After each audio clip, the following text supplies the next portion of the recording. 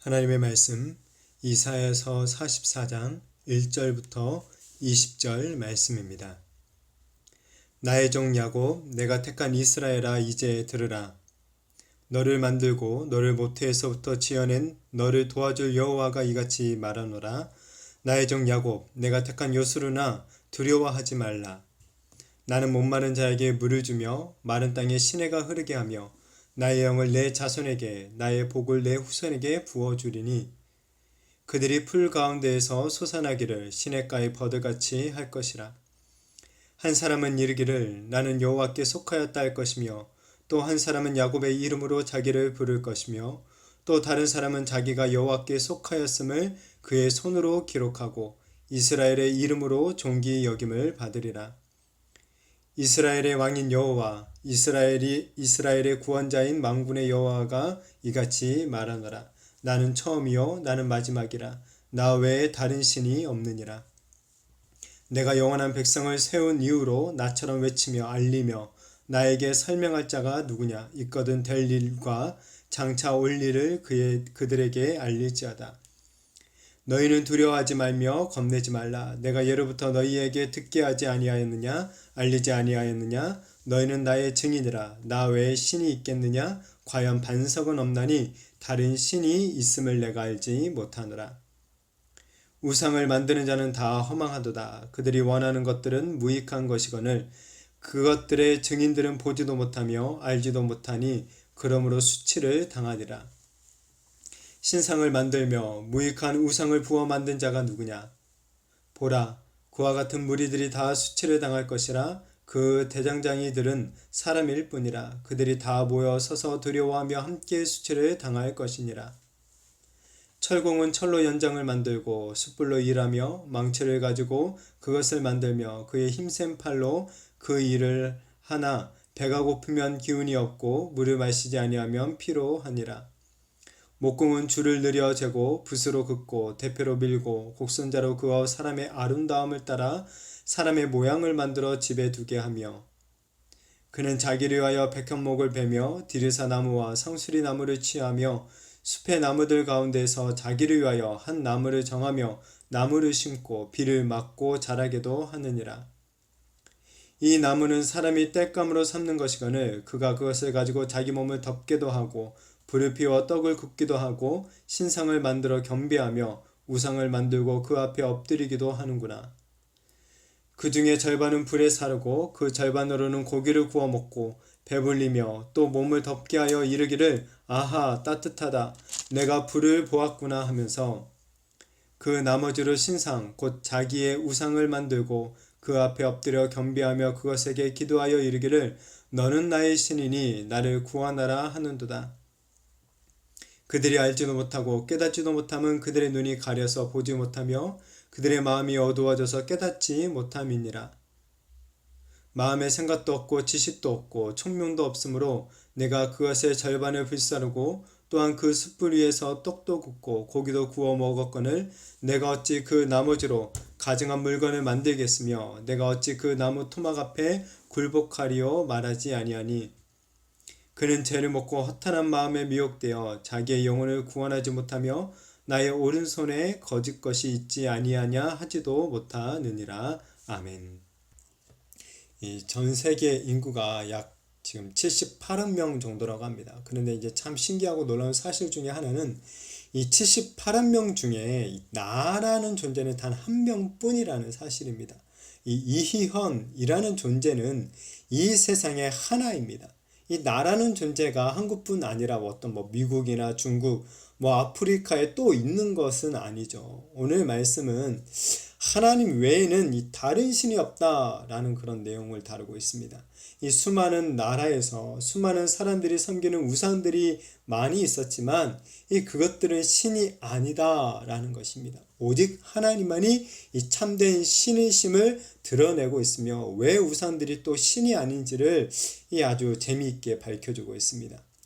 지금 이스라엘은 바벨론 포로 생활로 말미암아 고통스러운 삶을 살고 있었습니다. 이런 고통받는 이스라엘을 하나님은 외면하거나 버리지 않으셨습니다. 그들이 이제 그 고통으로부터 구원하시고자 하십니다. 그렇기에 이스라엘 백성들은 자기들을 구원하실 하나님을 다시 바로 깨달아야 합니다. 이 자기들을 구원하신 하나님이 어떤 분이신지, 이스라엘을 멸망시킨 이 바벨론과 열국들이 섬기고 있는 그 우상들과는 어떤 차이가 있는지, 그 우상들의 정말 그 진정한 그 존재가 무엇인지 알아야 되는 것입니다. 먼저 1절부터 2절에 나의 종 야곱 내가 택한 이스라엘아 이제 들으라. 너를 만들고 너를 모태에서부터 지어낸 너를 도와줄 여호와가 이같이 말하노라. 나의 종 야곱 내가 택한 여수르나 두려워하지 말라 라고 말씀합니다. 하나님은 이 수많은 민족들 가운데서 이스라엘을 자신의 백성으로 선택하셨습니다.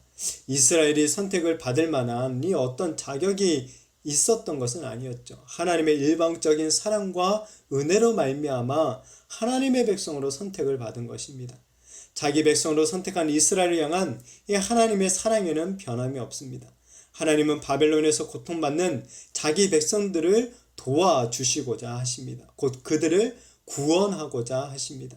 그렇기에 이 이스라엘은 두려워할 필요가 없다라는 것이죠. 하나님이 도와주실 때 우리의 모든 고통과 문제들은 아무것도 아닌 것이 됩니다. 심지어 죽음까지도 아무런 문제가 되지 않습니다. 그렇기에 하나님의 이 도우심을 굳게 신뢰하는 자들은 무엇보다 두려움이 없다라는 것을 보게 됩니다.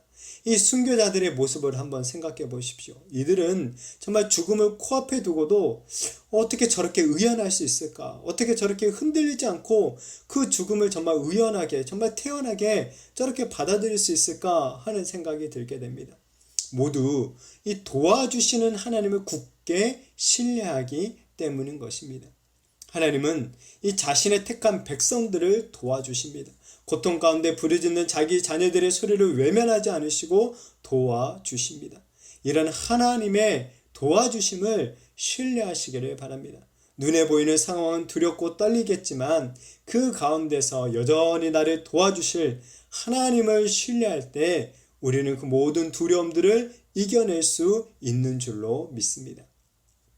지금 이 바벨론에 의해서 나라가 멸망하면서 아마도 수많은 사람들이 죽었을 것입니다. 또한 수많은 사람들이 이 낯선 외국 땅으로 포로로 끌려왔습니다. 이스라엘 나라가 이제 회복하는 데 있어서 이 중요한 것 중에 하나는 바로 후손들입니다. 현재 우리나라의 심각한 문제 중에 하나도 이 출산율이 저조하다라는 것이죠. 이 대한민국을 계속 유지시키고 이끌어 나갈 다음 세대들이 계속해서 태어나야 하는데 그렇지 못하고 있는 상황입니다. 이 출산율을 끌어올리기 위해서 정부에서 이런 저런 대책들을 많이 세우고 정말 지원금을 쏟아붓고 있지만 참 쉽게 회복되지 않는 그런 상황 가운데 있습니다. 여하튼 이제 고향 예루살렘으로 돌아와서 이 자기들의 땅, 이 고토를 되찾게 되더라도 그 안에 살아갈 백성들이 많이 있어야 합니다. 그리고 후손들이 번성해야 되는 것이죠. 이에 하나님은 이스라엘에게 이제 복을 주시는데 후손들에게 복을 부어 주시겠다라는 그런 약속을 하십니다. 곧 후손들이 번성할 수 있도록 해 주시겠다라는 것입니다. 이 후손들의 특징, 그리고 이렇게 태어날 후손들의 특징은 자신이 하나님께 속했다라는 것을 공개적으로 드러낸다라는 것입니다. 5절에 보시면 한 사람은 이르기를 나는 여호와께 속하였다 할 것이며 또 한 사람은 야곱의 이름으로 자기를 부를 것이며 또 다른 사람은 자기가 여호와께 속하였음을 그의 손으로 기록하고 이스라엘의 이름으로 존귀 여김을 받으리라 라고 말하고 있습니다. 이전에 이스라엘 백성들의 특징은 무엇이었습니까? 이 눈과 귀가 먼 상태였다라는 것입니다. 그러나 하나님이 회복하시고 이 복 주시는 후손들은 이런 영적으로 어두워진 상태에서 벗어나게 되는 것이죠. 그리고 하나님께서 이스라엘을 자신의 것이다 라고 이전에 선언했던 것에 합당하게 자신들 또한 하나님의 것임을 드러내게 된다는 것입니다. 고통과 절망 가운데서 자신들을 도와주시고 구원해 주신 하나님께 대한 헌신을 고백하는 것이죠. 왜냐하면 이제 자신들의 그 정체성을 깨닫게 되었기 때문에 그렇습니다. 곧 우리가 하나님의 것이며 하나님께 속한 자들이다 라는 정체성을 깨달았기에 그런 공개적인 헌신을 드러내게 되는 것입니다. 우리는 어떠한 것 같습니까? 우리가 하나님께 정말 예수님께 속했다라는 것에 대한 이 정체성을 바로 알고 그 정체성에 대한 이 자부심을 가지고 살아가고 있는 것 같습니까? 내가 이 하나님의 자녀라는 신분을 얻었다라는 것에 대해서 우리 자신을 얼마나 감격하고 얼마나 감사하면서 지금 살아가고 있는지 우리 자신을 한번 우리가 돌아봤으면 좋겠습니다. 이어서 하나님은 자신을 이 구원자로 소개하십니다. 6절에 이스라엘의 왕인 여호와, 이스라엘의 구원자인 만군의 여호와가 이같이 말하노라. 나는 처음이요 나는 마지막이라 나 외에 다른 신이 없느니라 라고 말씀하십니다. 이스라엘의 왕이 하나님이다 라고 합니다. 지금 현실의 상황에서 이 이스라엘의 왕은 바벨론의 왕입니다. 왜냐하면 바벨론이 이스라엘을 정복했기 때문이죠. 그러나 지금 그렇지 않다. 하나님께서 여전히 이스라엘의 왕이다. 아니 온 세계 열방의 이 왕이 되신다라는 것입니다. 이스라엘의 왕이신 하나님은 또한 자신의 백성들을 구원하시는 분이십니다. 하나님만의 유일한 구원자가 되시는 이유는 그분이 바로 역사의 주인이 되시기 때문에 그렇습니다. 역사의 처음과 마지막이다 라고 하십니다. 이 요한계시록에 가서는 예수님께서 자신을 향해서 나는 알파와 오메가요 처음과 마지막이요 시작과 마침이다 라고 소개하고 계십니다. 그렇습니다. 이 삼위일체 하나님은 모든 역사의 처음이자 마지막이 되십니다. 하나님께서 역사를 시작, 곧 창조하셨기에 또한 하나님만이 그 역사를 끝내실 수 있는 것입니다. 역사의 처음과 마지막이신 하나님, 이 역사의 주인이신 하나님만이 참 신이 되시는 것입니다. 하나님 외에 다른 신들이 없습니다. 그렇게 하나님은 이스라엘 백성들에게 이 자신의 계획을 알려주셨습니다. 장차 역사 속에서 일어날 일들을 미리 알려주셨던 것입니다. 다만 이스라엘 백성들이 그런 하나님의 소리를 듣고도 깨닫지 못했던 것이 문제였던 것이죠. 이렇게 역사의 주인이신 유일하신 하나님께서 이스라엘을 구원해 주십니다. 그렇기에 이스라엘 백성들은 전혀 두려워할 필요가 없는 것입니다. 우리가 믿고 섬기는 하나님은 어떠한 하나님이십니까?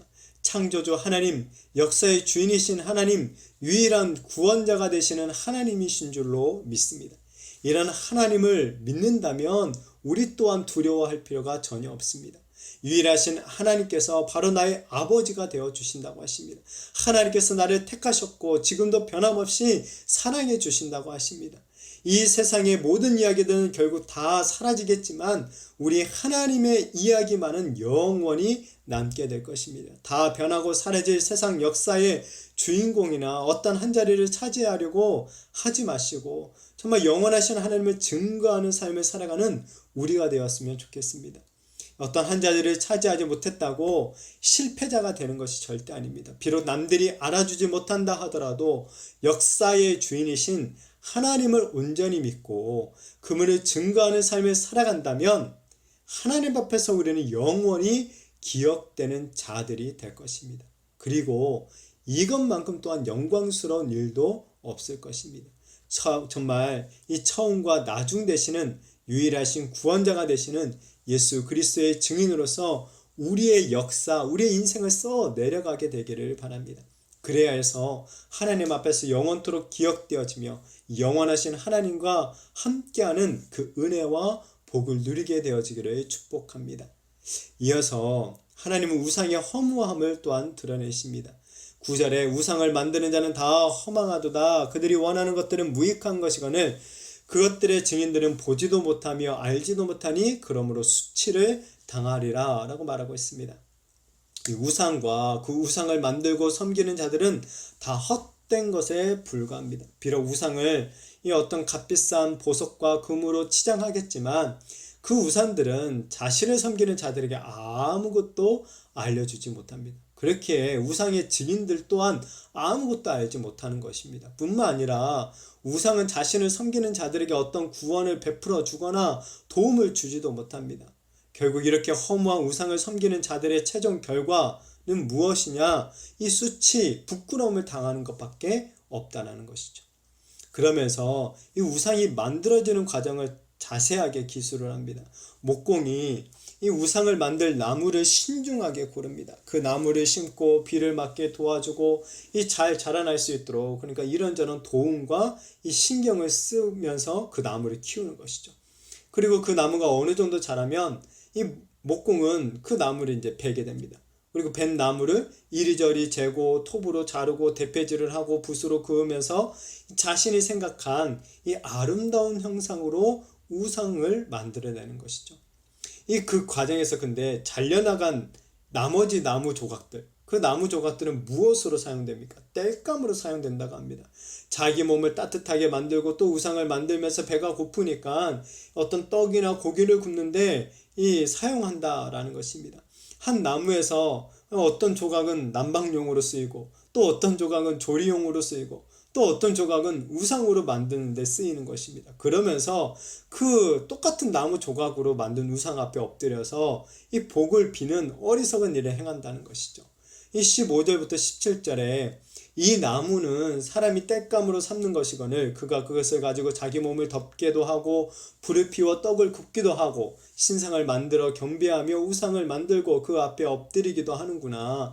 그 중에 절반은 불에 사르고 그 절반으로는 고기를 구워 먹고 배불리며 또 몸을 덮게 하여 이르기를 아하 따뜻하다 내가 불을 보았구나 하면서 그 나머지로 신상 곧 자기의 우상을 만들고 그 앞에 엎드려 경배하며 그것에게 기도하여 이르기를 너는 나의 신이니 나를 구원하라 하는도다 라고 이 우상을 만드는 것이 얼마나 어리석고 얼마나 헛된 일인지 조롱하듯이 설명을 해주고 있습니다.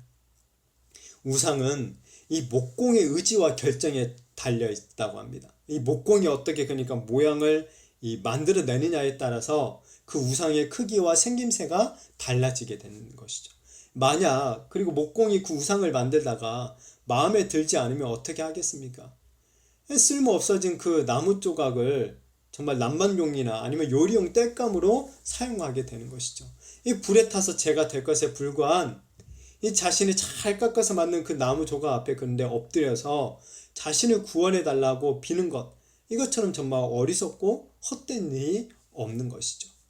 이렇게 땔감처럼 결국 재가 되어버릴 우상 앞에 엎드리는 자들의 인생 또한 재처럼 멸망하게 될 것입니다. 20절에 그는 재를 먹고 허탄한 마음에 미혹되어 자기의 영혼을 구원하지 못하며 나의 오른손에 거짓 것이 있지 아니하냐 하지도 못하느니라 라고 말하고 있습니다. 이 우상을 섬기는 것은 결국 자기 영혼을 구원하지 못하는 일이 된다고 합니다. 이 죄를 먹고서 어떤 배부름과 만족감을 얻을 사람은 아무도 없죠. 이처럼 우상을 섬기는 자들 또한 그 어떤 만족도 누리지 못한다는 것입니다. 특히나 자기 영혼의 그 어떤 만족도, 그 어떤 유익도 얻지 못하며 결국 영원한 저주와 멸망 가운데로 떨어지게 될 것입니다. 우상이 이렇게 헛된 것임에도 불구하고 아직도 얼마나 많은 사람들이 우상을 섬기는 이런 헛된 일, 어리석은 일을 하고 있는지 모릅니다. 정말 영화를 제작하면서 돼지 머리를 앞에 두고 막 절을 하죠. 심지어 우주선을 만드는 일에도 돼지 머리에 절을 하는 그런 일들을 우리가 보게 됩니다. 정말 어리석은 인간들의 모습입니다. 그러면서도 많은 사람들이 정말 유일하신 하나님에 대해서는 관심이 없습니다. 이 예수님의 옛자만 꺼내도 정말 눈을 위아래로 깔보면서 무시하는 말과 태도를 보입니다. 전도라 한번 나가보면 금방 느낄 수 있죠. 얼마나 많은 사람들이 정말 창조주이시며 역사의 주인 되시는 유일하신 하나님을 무시하며 살아가는지 모릅니다. 우리는 이런 세상 가운데 다시 한번 우리의 정체성을 확실히 해야 될 것입니다. 하나님이 우리를 선택하신 것은 이 세상 가운데 하나님의 증인이 되어 오직 하나님만이 유일하신 구원자이심을 증거하라 라는 것입니다. 하나님 외에는 다른 신이 없다고 증인된 우리의 입술과 삶의 태도를 통해 증거하라 라는 것입니다.